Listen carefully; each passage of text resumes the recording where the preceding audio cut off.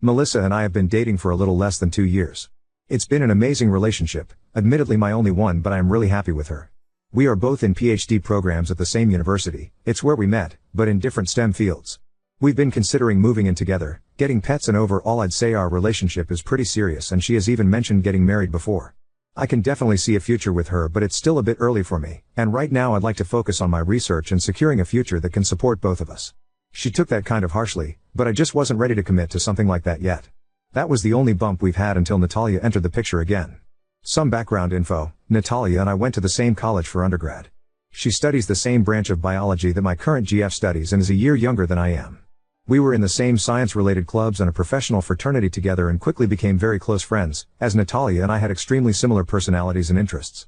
We spent weekends together, were each other's dates to all formal events, but we never dated even though we both liked each other and slept with each other. We were just too scared to ask the other what they wanted. It sounds silly and immature, but that's just what happened. We were essentially FWB for 2 years, but we always knew that we had very different plans for the immediate future. I was graduating before her and she was going to move to another country to work and do research before coming back to the States for her PhD. It was kind of an unspoken recognition that when I graduated, we were going to go our separate way, but we always joked that maybe we would run into each other again since we had the same dream school for grad school. We tried to remain in contact when I left, but it was just too hard on both of us. We missed each other but were busy with our own lives and eventually stopped talking. No hard feelings. It happens. We moved on. That was almost 5 years ago. Before Melissa, I used to wonder if Natalia and I could have made it together, but now that I have a girlfriend, that hasn't popped into my head at all. I am happy now, or at least I was. Last year Natalia was accepted into the PhD program at my university. It's the same dream school we talked about years ago. I didn't know this until a little over half a year ago. One day, my girlfriend came over because she was really upset. I will spare most of the details, but basically a professor in her department had told her that he had room for one more grad student to join him on one of his research trips to South America the following summer. My girlfriend really thought he was going to pick her because they had a pretty good relationship, but he had met with her and told her that there was a new grad student that already had experience with this particular species, worked with the South American university he was collaborating with, and spoke Spanish. She was denied the position, and I tried to explain to her that some people just have different expertise. Over the next month, she would tell me more and more about this new grad student and how everyone who met her practically fell in love with her or found her extremely interesting, that she was super cool, fawned over her, etc., etc. It made my girlfriend extremely sad because she has always had issues with insecurity and feeling like she has to try extra hard for people to think she's worth anything. I tried to tell my GF that she is great at what she does and to stop comparing herself to other people because it just makes her upset, but she said, "No underscore. You haven't seen her yet. She's extremely smart, she's been all over the world, she's a literal 10. Natalia is utter perfection." I kind of froze at that moment because somehow I immediately knew this was my friend. I kept trying to tell my GF all the ways I admired her, but I realized it wasn't helping, so all I would do was listen to her and be someone she could vent to. I admit I was curious, but I didn't want to complicate things for Melissa, so I didn't try to contact Natalia or find out if it was even her. A few weeks later, however, I ran into her at a cafe on campus. It was really great to see her again. We sat with each other for about an hour and a half, just catching up with one another.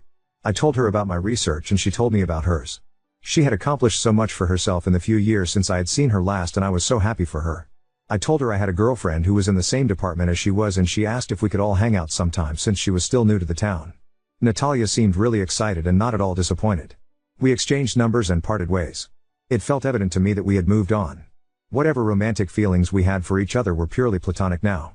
We were both doing very well and genuinely happy. That night I told my girlfriend that I ran into Natalia, and she was actually a really good friend of mine from college.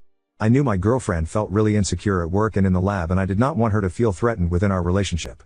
I suggested we all have lunch sometime so she can meet her because I actually thought they could get along. GF was kind of taken aback and immediately started asking me if I ever liked Natalia, if she was my ex, and if we dated. I said no, we never dated, we were only friends, but I did like her a lot.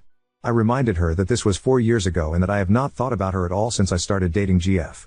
GF left the house for the night because she said she was really stressed and didn't want to think about it right now. I felt like I had done something wrong, and decided I wouldn't mention Natalia again. Ever since that night, GF would ask me really strange questions like if I thought she was smart enough. Of course I think she's smart. The university we are at is one of the best in the nation. She then said, "Well, you and Natalia went to 20 Ivy League university for undergrad and I went to 20 State University, so she's clearly beat me both time." I was appalled and told her there is no competition. I am with you. It doesn't matter where you went to undergrad, look at where you are now. She just wouldn't stop talking about how much more experience Natalia has and how much better her resume probably looks. She would ask me this multiple times and it really upsets me to see how much she works herself up over these things. What's worse is when she compares her looks to Natalia's. Lately Melissa will not stop complaining about how pale she is, how easily she sunburns, how short her hair is, how nothing fits her well. She says, "I wonder how Natalia stays so skinny, I wish I was mixed like Natalia. Natalia is so exotic looking. I always tell her how beautiful she looks, how attractive I find her. Melissa is beautiful. I love everything about her even though she doesn't." I would never say this to Melissa, it's even difficult to write, even though Melissa has said it to me, but Natalia is definitely more conventionally attractive woman in terms of arbitrary societal beauty standards, but that doesn't matter to me. I don't love my GF just because of her looks, but it's so difficult to convince someone that you find them attractive when they want to jump out of their own skin. I have caught Melissa stalking Natalia's Facebook profile, Instagram, lab page. It's ridiculous. I can't understand why she does it when it gets her so upset. Melissa isn't fat at all, but lately she has been rejecting me when I try to initiate sex because she feels fat or not sexy enough, and I think this is due to the aforementioned insecurities. I try to talk her through them, but it always ends with the same conclusion, and she says, "I'm sorry, I'm not goof enough." I only talk to Natalia in the cafe. We have lunch together maybe twice a week, but we never plan it. I have always ate lunch at the same time at the same place, and Natalia will come in every few days, and when she does we sit together for about an hour and talk. Occasionally she will text me before lunch asking if I'm there or planning on going there, and that's the only time we text or talk outside of the cafe. I feel like this is an appropriate amount of communication for two friends. I feel bad for never being able to hang out with her, but I know it would upset Melissa. There have been a few times when Melissa has joined me in the cafe and Natalia has sat with us. Honestly, Melissa is straight up rude to her. At first I think she tried to be nice but just got too upset. She either remains silent or responds with really short cold answers. It makes me really sad because I know Melissa is struggling with insecurities, but Natalia is a really good friend of mine who has only been nice to me. She has invited me and Melissa out numerous times, and each time Melissa declines. I once told her I was going to attend a comedy show with Natalia. It was a comedian I once took Natalia to see in college, and Melissa broke down, so I decided I would never go anywhere with Natalia unless Melissa was there too. Some of you might say, why don't you just stop talking to Natalia? Is she more important than your relationship with Melissa? I don't really know what to do. I see Natalia for 2 hours a week and we don't hang out or even talk outside of that. I have given Melissa no reason to think I am cheating or being unfaithful. Natalia has only ever been a good friend to me, and I shouldn't have to cut her out of my life when she already plays such a little role. It feels kind of unfair to me because honestly, sometimes I wish I could see Natalia more because he's a really wonderful, interesting person, but Melissa is definitely a priority in my life, so I have kept our friendship very casual and minimal. I think there is a bigger problem in that Melissa is not the same person I entered a relationship with. She's sad, always stressed, much more cranky and snappy with me. Her insecurities make her shy away and retreat into herself, so it feels like I can never reach her anymore. She has been denying me sex and complaining about how she isn't good enough for me, and it has honestly been pushing me away from her. I find that I no longer want to deal with her insecurities and constantly validating that I love her. I have suggested therapy before because I think the real problem is not Natalia but Melissa's underlying insecurities. This is not normal and it causes her so much unnecessary stress. Melissa always says, "Okay, I will think about it," and when I bring it up again she gets really defensive, asking me why I think something is wrong with her. I don't. I just think a professional would be able to help her work through her own thoughts better so that she can accept herself more, because clearly, what I am saying to her doesn't get through. It's hard to see her so unhappy. Edit, because someone asked, I should have clarified that I also told Melissa that Natalia and I slept with each other in college. I didn't hide that from her. I can see why that would upset her, but I really tried to stress how long ago it was and how I was happy with Melissa now, and the past does not affect anything about how I feel now. My GF Melissa has a borderline obsession with my old FWB Natalia. She won't stop comparing herself to Natalia, and it has been making her stressed, insecure, and depressed. No matter what I tell her, she claims she isn't good enough for me, and it has been making me feel less attracted to her. She refuses to go to therapy, and I feel like this is only going to take a bigger toll on her life. How can I help her? Alright, so I posted here a few weeks ago concerning my GF Melissa and my ex-FWB from college, Natalia. The gist of the story was that Melissa kept comparing herself to Natalia, who is a grad student in her field of biology, who she feels is basically the epitome of perfection. It got to the point where Melissa would spend hours staring at pics of Natalia, and every time I tried to be intimate with her she would shut me down, saying she wasn't good enough. I got a lot of SHT in the last post because Natalia and I ate lunch together a few times a week, but as a lot of commenters suggested, I eat at a different place now and no longer see Natalia. I think Natalia took the hint and we haven't spoken since I posted that. Anyway, I'm posting now because I feel Melissa's obsession with Natalia hasn't gotten better at all, and she did something that I'm not sure I consider forgivable. When I graduated from college, my mom made me a photo album of pics with me and all my friends doing whatever it is college students do. It means a lot to me, because I rarely see my old friends and unfortunately, one of them passed away, so these are physical representations of cherished memories. Yesterday afternoon, I received a Facebook message from my late friend Dan's mother. She asked me if I had any pics of Dan from our fraternity events. We were in the same professional fraternity. I said of course and that I would scan them and send them over to her. I looked through my album and was suddenly shocked to find a few pictures in which Natalia was cut out of the photo. Some were just of me and her, some were of a group of friends. After flipping a few more pages I saw one that broke my heart. It was a picture of Natalia, Dan, and a few other friends during one of our formals as we were all in the same fraternity. I kept searching through and found that this was the case for maybe 12 pictures, 3 including Dan. It felt like I had swallowed a pound of rocks and I honestly just felt so angry. I knew it had to be Melissa, as I would never have done this. I sent the uncut pics to Dan's mom and texted Melissa, asking her if she was still on campus so we could meet. When I saw her, I asked her why she cut my photos and she said, "What are you talking about?" But I could tell from her face, she knew she was caught. I was so furious. I told her that it was extremely disrespectful and that she had no right to destroy them the way she did. I even mentioned that some of the pictures she cut were taken with my friend who had passed away and now she had ruined them. She immediately started crying and apologizing, saying she didn't know what came over her. She said she still has the pictures of Natalia and that she can put them back together. I felt like I was going to explode, so I just excused myself and left. Melissa has been blowing up my phone, but I haven't read any of the messages or listened to the voicemails. I feel so drained. I got a lot of shit on my last post, so I bet a lot of you will think I had this coming. I know I can't convince you of how hard I've tried to make Melissa feel like she's the only girl I wanted to be with. No matter how many times she has asked me if she's pretty, if I find her sexy, if I think she is smart, I always tell her how amazing I find her, but it just isn't enough. Maybe I should have never ever spoken to Natalia when I found out she was attending the same university as me, but I don't think that gives my ex-GF, the right to destroy my property. The album has literally sat on my shelf for years. It's not like I look at it every day and fawn over my ex. I have never even shown it to Melissa, so she must have been snooping through my belongings, which honestly I wouldn't even care about if she hadn't destroyed the pictures of my dead friend because of her petty jealousy. I just feel exhausted. I feel like I'll never make Melissa happy. I could have done things differently, sure, but I feel like she never tried to work on her insecurities, and confidence in herself either. Now on to second story. Caught my unemployed sister and her boyfriend stealing the money I saved for my kids' Christmas gifts. Now they're hiding and my family is divided. I 34F single mother of 3 girls, 13, 8 and 2, let my sister 31F move in with me 2 months ago and she stole from me. I am shaking as I type this up. Let's call my sister Sarah. Sarah lost her job about 4 months, got kicked out of her apartment about 2 months ago, and didn't have anywhere to go. Being her big sister, I offered her a place to stay while she figured things out. Being a single mother with no one to turn to, sometimes I felt sorry for her, so I figured I could help her out in this rough patch. I even started helping with daycare fees for her son, who's 3, because I know how tough it can be to make ends meet. Things started out okay, but I started noticing small red flags.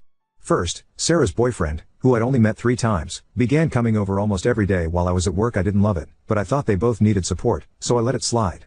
I did let Sarah know that I didn't want him coming to my house every day, and he stopped coming for a while. Then one day he just pops back up. It wasn't long before I noticed other strange things happening. At first I thought I was tripping. Like little stuff would be moved in my bedroom or my bathroom would have stuff missing. At first I thought it was my daughters, but the stuff that was touched or missing they either don't use or have their own. So without telling anyone I put a camera in my room. I saw Sarah going into my room when I was at work.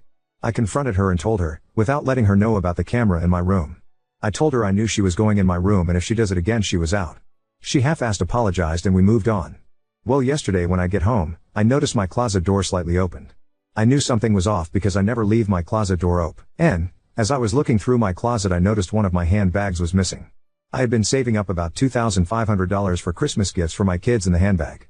It wasn't in an obvious spot either. You would literally have to dig under about 7 other handbags to get to that one. My heart was in my ass because 1, my money is missing, and 2, that is the money for my kids' Christmas, and 3, my sister was nowhere to be found. I knew right then and there Sarah took it. I immediately called Sarah, but she wouldn't answer. I checked security cameras in my room and saw Sarah thieving ass in my room going through my closet. About 5 minutes later her boyfriend, let's call him Ryan, came in my room too. They had to have picked the lock because I made sure my room was locked before I went to work this morning. They spent 45 minutes in my room going through all my stuff trying to put it back like it was. I was devastated. I let her move in with my rent-free and bill-free, and is how she repays me? About 2 hours after I got home, Sarah and Ryan shows back up. I confronted her immediately. At first, she flat out lied and denied it, claiming I was mistaken or that I had misplaced the money. But I didn't back down. I told her I had the entire thing on camera, everything, including her and her boyfriend going through my things. She was caught red-handed. I told her she had until the end of the day to return the money, or I'd be pressing charges. She started freaking out, saying I was being unreasonable. I really wanted to put my hands on her, but I have too much to lose. She even tried to drag our dad and her mom into the situation, calling them to intervene on her behalf. But I wasn't having it. I told them both to stay out of it, that I was handling it my way, and they had no right to defend her when she was clearly in the wrong. And if they want to defend her, they can give me the $2,500 back. That shut them right on up. I also told that they didn't have the right to say anything to me about this because they were willing to tell her and their grandchild sleep outside because they're not ready to have a toddler around there right now. By 8 p.m., she still hadn't given me the money back, and I had no choice but to call the police. I filed a report and gave them the footage. By the time the police got there, Sarah and her Ryan had jumped in his car and left. They're both on the run now, and no one knows where they are. I'm sure she's trying to hide, but I have no idea if they'll even come back or if I'll get my money back. I'm still in shock. I've always tried to help her, and this is how she repays me. I can never trust her again, and right now, I don't even know if I want her in my life anymore. It's one thing to make mistakes, but to steal from family when I've been helping you? It feels like a betrayal on a whole new level. So here I am, dealing with the aftermath, and I'm wondering, should I have handled this differently? I really wanted to hurt her, and the only reason I didn't was because of my daughters. Even though they are not with me, I still don't want to miss up there in my future. I got a call from one of my cousins and she was telling me that she was on me side, but she also told me that my dad and his wife called her mom trying to talk junk about me and my auntie shut us down. She apparently told my dad that him and his wife created the Mr. My Sister is because they never said no and gave her any and everything she wanted. I love my aunt for sticking up for me. I'm just trying to process everything, and honestly, I'm struggling to figure out what comes next. Update 1. To the people saying it is my fault, you can go to hell. That just shows me that you will steal from anyone at any time if given the opportunity. So, for the update. Bear with me. I worked my overnight last night and barely got any rest today because of this situation. So when I got off work this morning, I really didn't feel like going upstairs to my room south. I laid on the couch. Around 10:30 I heard someone at my front door. When I opened the door, it was sister looking stupid. When I realized who it was, I punched her right in the face. She tired to run, but I grabbed her and pulled her inside of my house. She was alone. I asked her where was my nephew and she tells me that he is with her childhood best friend. I will call her Alex. I didn't believe her, so I made her call Alex so I could see, and he was. Thank God he is with Alex because Alex is an angel. I asked my sister where my money was and she said gone. I said I know that, but where did it go? This idiot looked me in my eyes and told me that she and Ryan spend the money DoorDash, going out to eat, and Mary Jane. I just stood there and looked at her.